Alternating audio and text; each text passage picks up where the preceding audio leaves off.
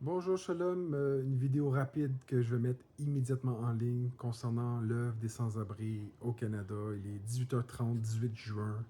On est l'été, donc il commence à faire chaud. Donc voici la situation. Donc c'est bien plus important de parler du cyclisme, le Tour de France ou le Tour de Montréal, je sais pas quoi. Ah, ben c'est pas une belle image pour les sans-abri, on peut pas les filmer. Ben oui, on parle bien plus qu'il faut qu'ils fassent le tour. Donc, écoutez 30 secondes. Donc, aussitôt que ma voiture est réparée, qu'on me donne 500 $, promis, je retourne à Montréal les aider parce qu'il me reste encore du matériel. Donc, merci de m'aider puis de prier parce que là, en ce moment, la voiture est brisée puis j'aurais besoin d'un petit don, s'il vous plaît, puis de prière. Donc, écoutez, merci. Donc une portion du campement d'itinérants qui n'a pas fini de prendre de l'ampleur au dire de sans-abri qui l'occupent. Vous êtes combien à peu près? Je te dirais au moins entre 10 et 15 personnes comme ça. Les caméras suivront évidemment le peloton cycliste en temps réel. Il se peut qu'on aperçoive en direct sur les chaînes de télévision sportive les tentes de sans-abri et des accumulations de déchets en arrière-plan.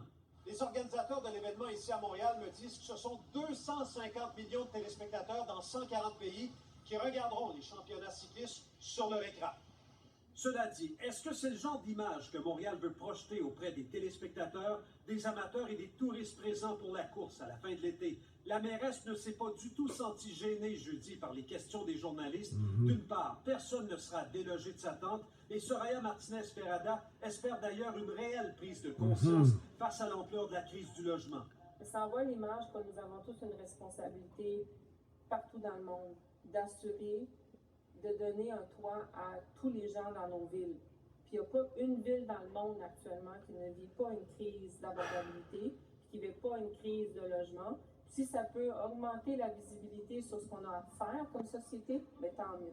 Yves Poirier, TVA Nouvelle, Montréal. Donc voilà, c'est ça les nouvelles. Fait que ceux qui se rappellent, j'avais été avec ma mère distribuer aux sans-abri nourriture, vêtements chauds, articles d'hiver, tu sais, les gants, tout ça, des sandwichs, des jus, des bouteilles. Donc j'avais aidé sur la rue Notre-Dame. Il y a 20 personnes qui habitent là. Donc pour ceux qui se rappellent, la vidéo sur YouTube, TikTok, j'avais aidé quelqu'un. Donc il y a 20 personnes là-bas qui dorment.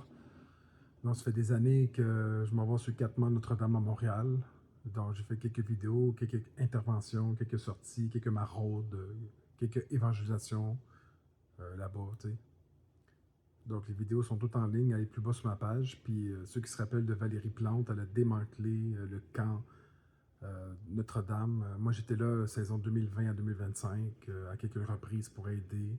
Ils sont arrivés avec la police, la ville, ils ont tout détruit. Donc, merci de prier. Puis, c'est ça, j'avais aidé une Espagnole, tu sais. Puis, il y avait des personnes plus ou moins croyants, tu sais, qu'on appelle athées, païens, athées, qu'on appelle dans le jargon chrétien. Donc, ils sont venus les aider. Fait que j'ai jamais fait une vidéo témoignage de ce qui s'est passé au mois de décembre lorsque j'étais parti l'année passée, là. Donc, c'est ça. Fait que je m'organise, puis il faut que je retourne aider, là. C'est ma mission.